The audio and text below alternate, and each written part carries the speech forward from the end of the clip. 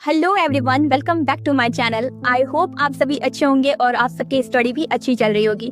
जैसा कि मैंने अपनी पिछली वीडियो में बोला था कि हम सभी लोग सारे जितने भी अल्फाबेट आते हैं ग्लोसरी में ए से जेड तक उनको कवर करेंगे और मैंने इसको स्टार्ट भी कर दिया है। आज हम सभी लोग ए अल्फाबेट को कवर करेंगे और इसमें जितने भी अल्फाबेट आएंगे ए से जितने भी रहेंगे, जितने भी टर्म होंगे हम उनको कवर करेंगे। So let's start.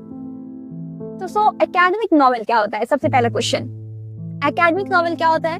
Academic novel को हम यूनिवर्सिटी नॉवेल या कैंपस नॉवेल दोनों बोलते हैं। ठीक, इसकी सेटिंग कहाँ पे होती है? ऐसे नॉवेल जिनकी सेटिंग आपके कॉलेज या यूनिवर्सिटी में होती है उसको हम एकेडमिक नॉवेल कहते हैं।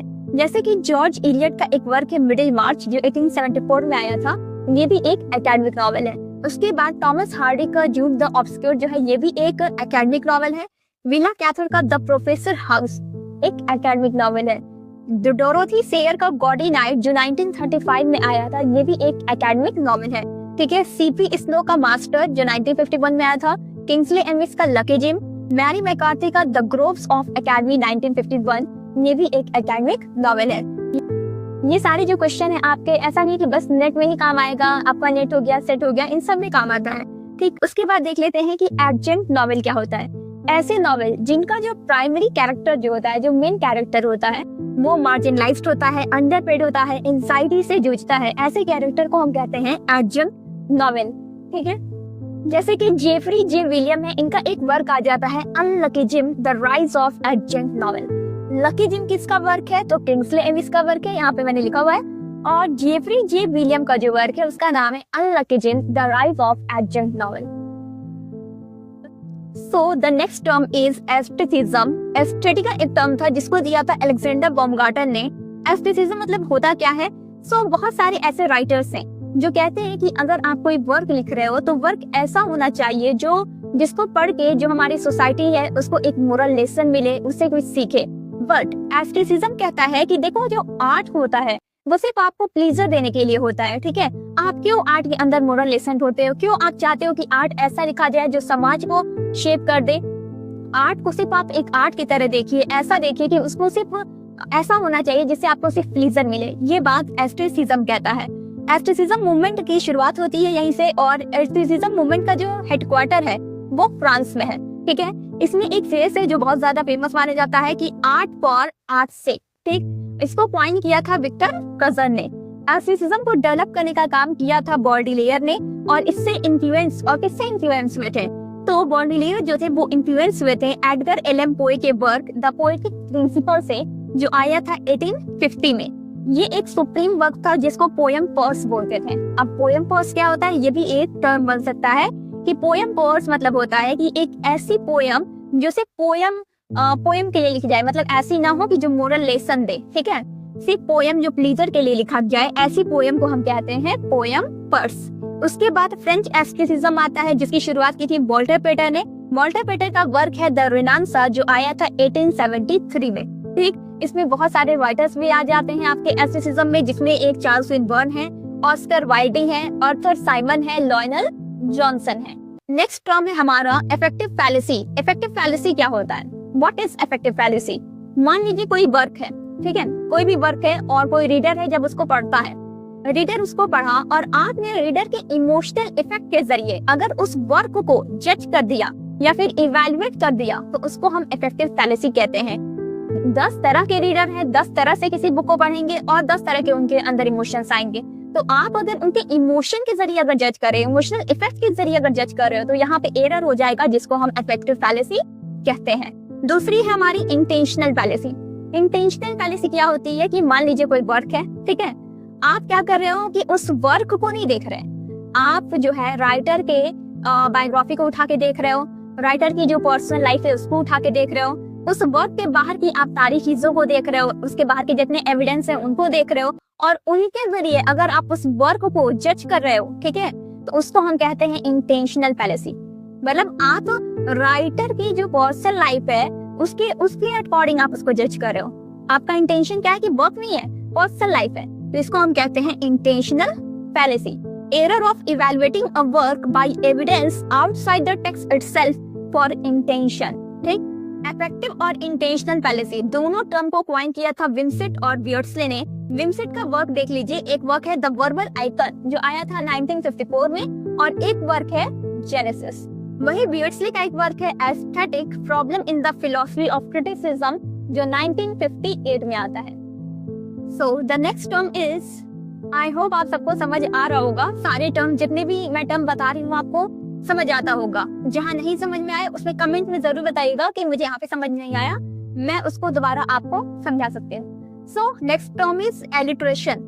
एलिट्रेशन मतलब क्या होता है कि सेम कॉन्सोनेंट साउंड का जब बार बार रिपीटेशन होता है आपका, या तो बिगनिंग में होगा एंड नियर बी वर्ड्स, मतलब जो आसपास के शब्द होंगे उनके करीब। तो देख लेते हैं एग्जाम्पल में, इसमें क्या है, the wild wind whipped the below, यहाँ पे किसका रिपीटेशन हो रहा है, कॉन्सोनेंट साउंड का होना चाहिए। तो क्या डब्ल्यू जो है आपका ये वॉवेल है कि कॉन्सोनेंट है, तो कॉन्सोनेंट साउंड है। और देखिए इसमें भी आ रहा है डब्ल्यू, इसमें भी आ रहा है, इसमें भी आ रहा है, इसमें भी आ रहा है, बार बार आपका सेम साउंड क्या हो रहा है, रिपीट हो रहा है। साउंड सुनिए, wide wide wide whipped widow, सारा साउंड क्या है, सेम हो रहा है ना, इसको हम कहते हैं एलिट्रेशन। किसका रिपीटेशन है, डब्ल्यू का, और साउंड भी आप देखेंगे तो वाइड, ठीक है, वाइड वीप्ड सेम है, तो इसी को हम कहते हैं एलिट्रेशन। यहाँ पे रिपीटेशन होता है सेम कॉन्सोनेंट साउंड का। नेक्स्ट टर्म आ जाते हैं, नेक्स्ट टर्म आपका है एसोनेंस। एसोनेंस में क्या होता है, यहाँ पे आपका रिपीटेशन होता है वॉवेल साउंड का। अब देखिएगा एलिट्रेशन में किसका हो रहा है, सेम कॉन्सोनेंट साउंड का, लेकिन एसोनेंस में क्या होता है कि यहाँ पे वॉवेल साउंड का रिपीटेशन होता है, या तो आपका मिडिल में होगा या तो एंड ऑफ वर्ड, ठीक है। उसके बाद आ जाते हैं कॉन्सोनेंस। कॉन्सोनेंस में क्या होता है, रिपीटेशन ऑफ, यहाँ पे गलत हो गया है रिपीटेशन ऑफ कॉन्सोनेंट साउंड, ठीक है, यहाँ पे गलती हो गई थी, ठीक, लिख लीजिएगा, यहाँ पे करेक्ट करेगा कि repetition of the consonant sound. यहाँ पे एसोनेंस में वॉवेल का रिपीटेशन होता है, कॉन्सोनेंस में कॉन्सोनेंट का रिपीटेशन होता है at the middle and the end of the word, इसको कहते हैं कॉन्सोनेंट। अब कितने लोग एलिट्रेशन और कॉन्सोनेंस में कंफ्यूज हो जाते हैं, तो आपको कंफ्यूज नहीं होना है, क्योंकि एलिट्रेशन में सेम कॉन्सोनेंट साउंड का रिपीटेशन होता है और कॉन्सोनेंस में भी कॉन्सोनेंट साउंड का रिपीटेशन होता है। इसमें एलिट्रेशन में आपका बिगिनिंग में रिपीटेशन हो रहा है, और इसमें आपका या तो मिडिल में होगा या तो एंड में होगा कॉन्सोनेंट में। उसके बाद नेक्स्ट टर्म है आपका एल्यूजन। एल्यूजन क्या होता है, एल्यूजन एक पासिंग रेफरेंस है, ठीक है। मान लीजिए कि कोई लड़का है, वो बहुत सारी लेडीज के बीच रहता है, ठीक है, उनसे बहुत सारा बातें करता है, गपशप करता है, कुछ भी, तो हम लोग कहते हैं अरे तुम तो रोमियो हो, ठीक है। अब वो असली में रोमियो तो नहीं है, हमने क्या किया, यहाँ पे रेफरेंस दे दिया। अगर आप किसी चीज का रेफरेंस दे देते हो, चाहे वो हिस्टोरिकल चीजें हो जाए या किसी पर्सन का दे देते हो, किसी प्लेस का दे देते हो, तो उसको हम क्या कहते हैं, उसको हम एल्यूजन कहते हैं, रेफरेंस देना। मान लीजिए कि आपकी कोई ग्रुप की कोई लड़की है, ठीक है, अब स्कूल टाइम में होता है ना कि कुछ लड़कियां होती हैं जो खुद बहुत ज्यादा शो ऑफ करती हैं, बहुत ज्यादा फेंकती हैं, तो हम लोग कह देते हैं कि अरे तुम तो क्वीन विक्टोरिया हो। अब रियलिटी में वो क्वीन विक्टोरिया नहीं है, हमने यहाँ पे क्या दे दिया, रेफरेंस दे दिया क्वीन विक्टोरिया का, ठीक है, इसी को हम कहते हैं एल्यूजन, ठीक। नेक्स्ट टर्म पे चलते हैं आप। नेक्स्ट टर्म है हमारा एस्थेटिक आइडियोलॉजी। एस्थेटिक आइडियोलॉजी को किसने दिया था, तो एस्थेटिक आइडियोलॉजी को देने वाले पॉल डी मैन थे, इन्होंने एस्थेटिक आइडियोलॉजी को दिया था।